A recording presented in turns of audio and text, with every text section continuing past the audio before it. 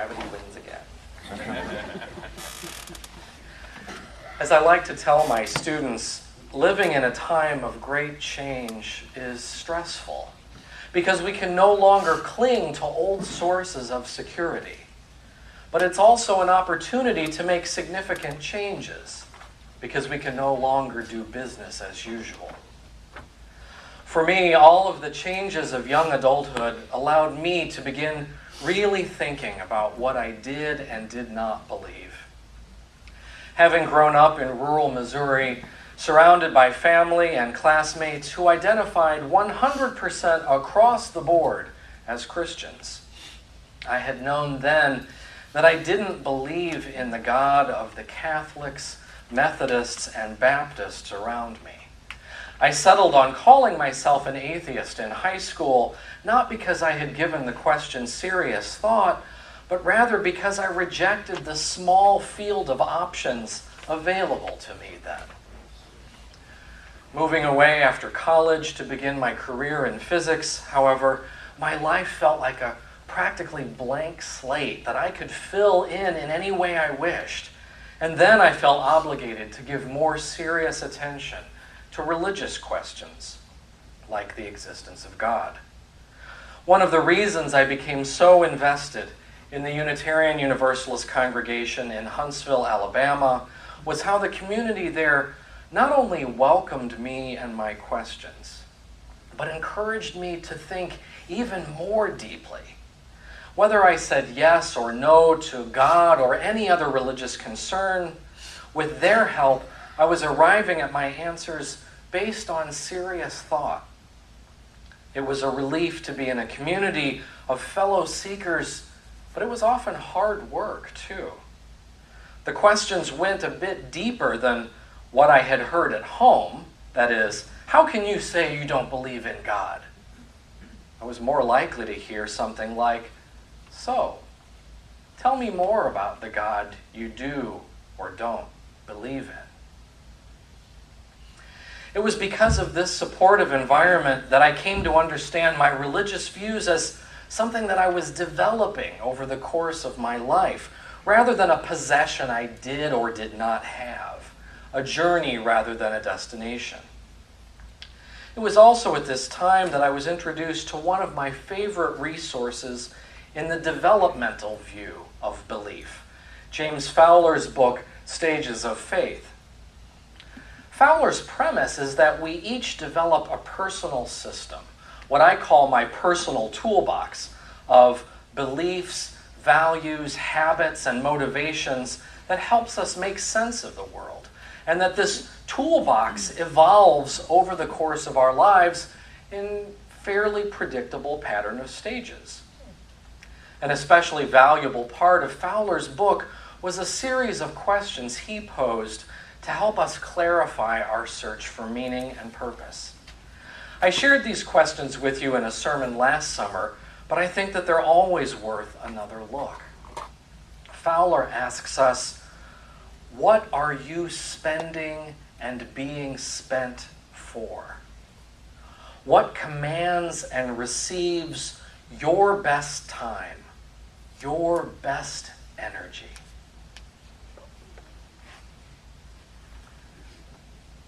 What causes, dreams, goals, or institutions are you pouring out your life for?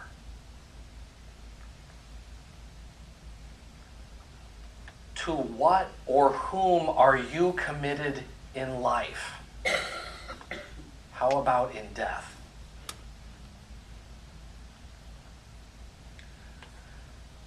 With whom do you share your most sacred and private hopes for your life and the lives of those you love?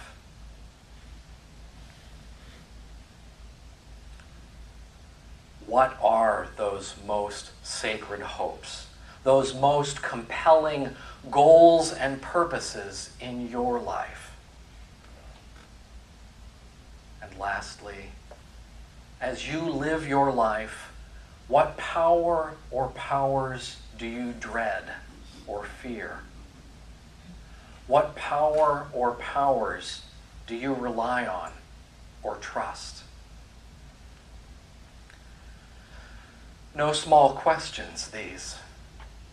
Fowler's questions direct us to the heart of our search for meaning and purpose without getting us too hung up on language and labels. It's with the help of these questions that I want to begin asking about the usefulness of concepts like God and spirituality in our seeking. I was recently in an online discussion group for UU leaders, and we read together a very interesting book titled American Grace: How Religion Divides Us and Unites Us.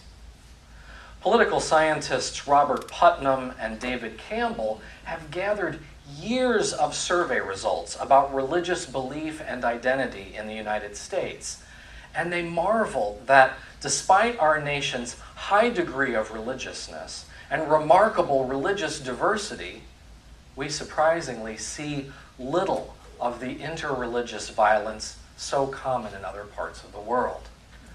They also note that despite our relative lack of religious bloodshed, Americans are still strongly divided over the place of religion in our society.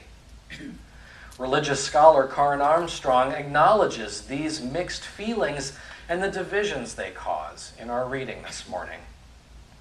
God is a concept that is regularly invoked in our social, political, military, and economic settings. But I also hear regularly from people who believe that organized religion and the God idea do more harm than good, and that our churches, fellowships, mosques, and temples ultimately preserve an adversarial, tribal mentality that has fueled wars and elevated ignorance and superstition. I'm not quite ready to throw religion out completely, but I believe that this criticism deserves a closer look. Armstrong and I both believe that there's an impulse in humans, apparently universally, to recognize the patterns in our world and to shape our lives in response to them. We seem to possess some innate ability and desire to organize the facts and experiences of our lives into a story that makes sense. But how do we cast the central character in these stories? What motivates us to organize it around a central concept like a God? This is why I was especially attracted to the text I used this morning as our opening words, which asserts, "A person will worship something, have no doubt of that." We seem determined to elevate some value or worldview to be the overall guiding concern of our lives. And whether or not we are aware of it, that choice helps to shape who we are and who we are becoming. I struggled with whether to even use these opening words, which, as I note in the order of service, are attributed to Ralph Waldo Emerson, but which, unfortunately, he apparently never said. This is one of those quotes from the internet that has been credited so widely to someone that everyone else simply assumes that it's true. What is true is that by Emerson's time in the 19th century, we were studying other human societies around the world and beginning to understand human motivations through psychology and sociology. It was becoming a popular idea by then to say that the religious impulse is natural to us all, and that our lives develop according to the particular values or belief that we place at the center of our story. Although this quote is not Emerson's statement, I believe that he would have agreed with the idea that however we separate ourselves into different religious categories, there is, beneath all of it, the desire for integrity, to have our thoughts and actions line up according to the organizing principle that we hold at the center of our lives. Our world and humanity's place in it have changed enormously since the biblical times. But Karen Armstrong notes that many people still cling to images of God and religion that are clearly still an expression of an ancient worldview. Up until about the 1700s, people didn't think that their everyday experiences of the natural world might be in conflict with the mythic, symbolic expressions from religion. However, the enormous changes that happened, introducing a variety of new ways of thinking during the Renaissance, the Protestant Reformation, and the Scientific Revolution, have forced us to think differently about this relationship. In particular, the rational worldview, in which we judge claims as either fact or fiction, made knowledge a matter of whether these statements were factually true. As successful as this way of knowing has been in helping us to understand and control nature and develop new rational models for living, this was ultimately a poor fit for the concerns of religion, for our need to ask why, and to find comfort and meaning in the answers. The timeless, intuitive, mythic messages of religion were reduced to statements of fact, and our conception of God shifted from being the source of trust at the center of our world, expressed through story and ritual, to a rigid father figure in the sky that we could either accept or reject, but with very few options in between. Because religious questions became matters of fact, seemingly minor details about God became issues of vital importance for those who argued over them.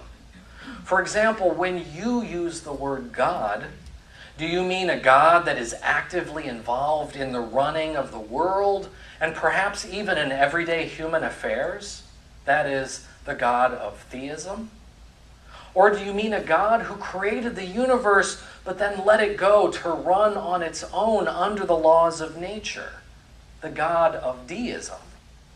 Or do you mean the God that is expressed in all the forms of the natural world?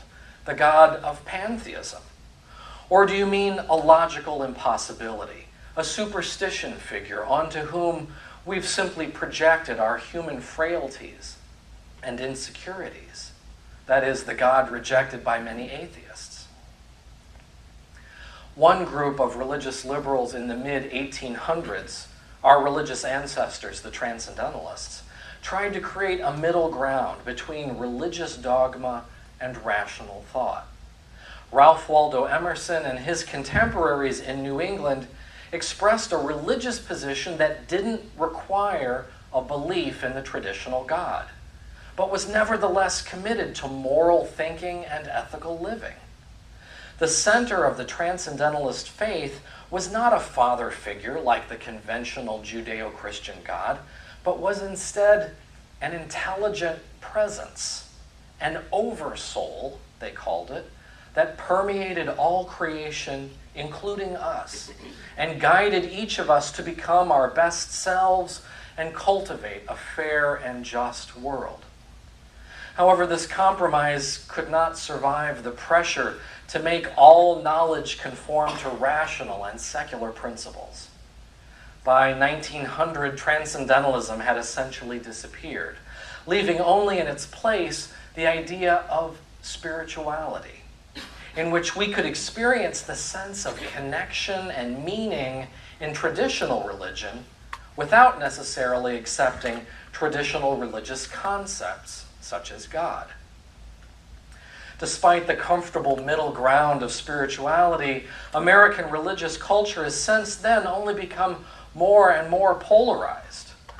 On the one hand, we live surrounded by reminders of how successfully science and technology has changed our lives, and many of us have fully embraced this modern, secular worldview. On the other hand, religious conservatives have dug their heels in to resist this rationalist challenge, insisting that the messages in the Bible are true, literally true, but cannot be challenged by external facts such as from science. For them, the Father God of the ancients is just as real and meaningful as he has always been. However, like the Transcendentalists, many people are now reaching a compromise between these two extremes, identifying as none of the above, or spiritual but not religious.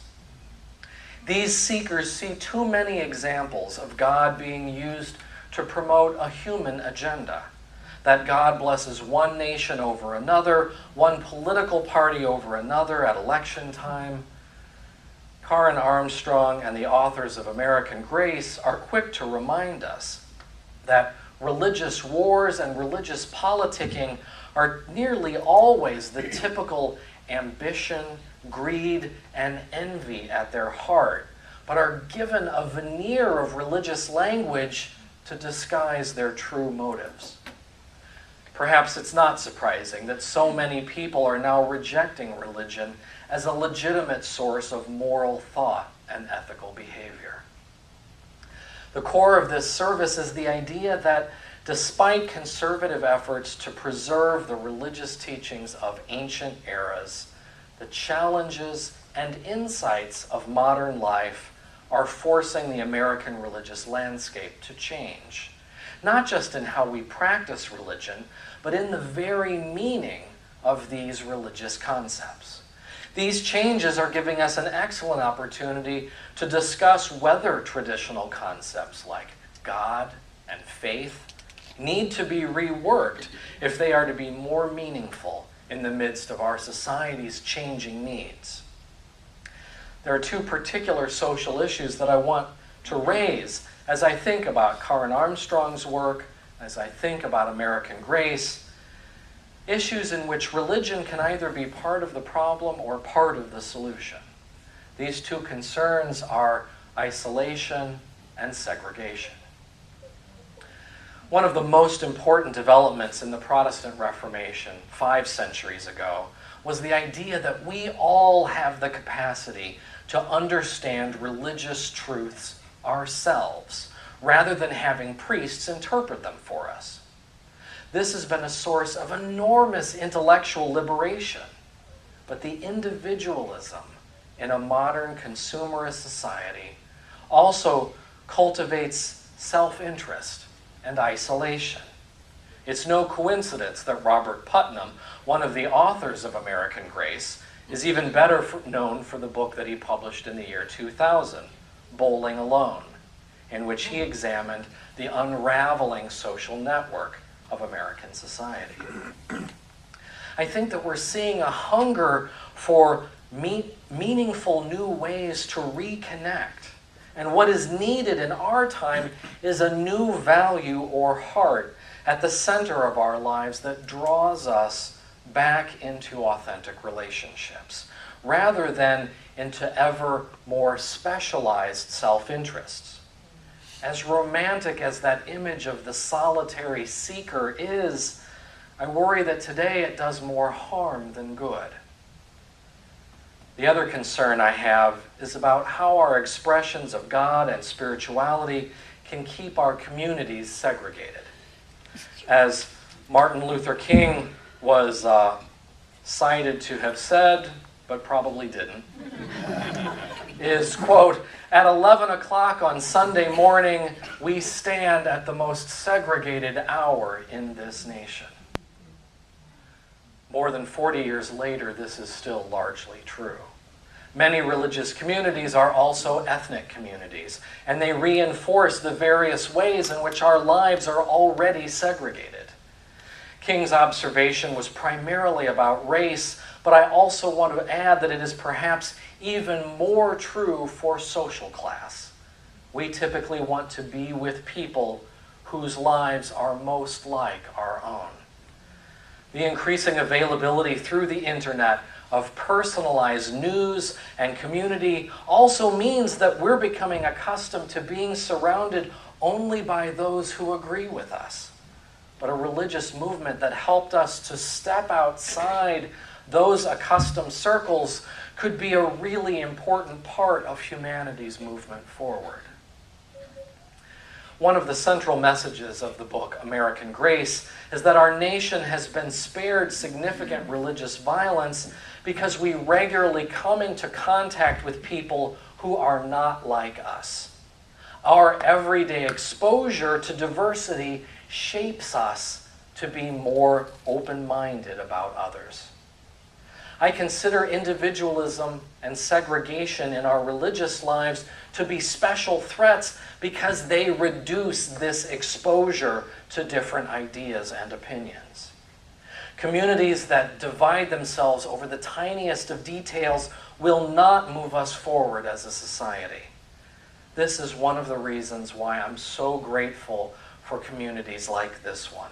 Not only for a place where I can feel so much personal safety and comfort, but also to equip our species for a healthier and sustainable future. With this urgency in mind, I'd like to offer a few questions for you to ponder related to our theme. Do you find that there is an overall pattern or direction to the unfolding of your life? What guides or shapes the path that your life is now taking?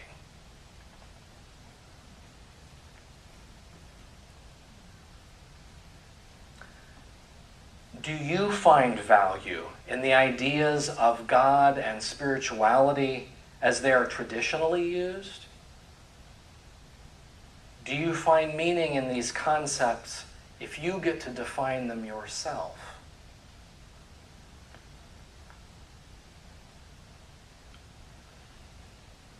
Can updated understandings of God and spirituality provide a foundation for communities and the larger society? Are these concepts only powerful at the level of the individual, or can they also serve as something that brings us together? Whatever our responses, I'm so grateful to be part of a movement that encourages these kinds of questions and dialogue. And I'm so glad that you're here to help make a welcoming home for seekers of all kinds. May we use these blessings to create a brighter future for us all. May it be so. And now we would like to invite your voices into this conversation.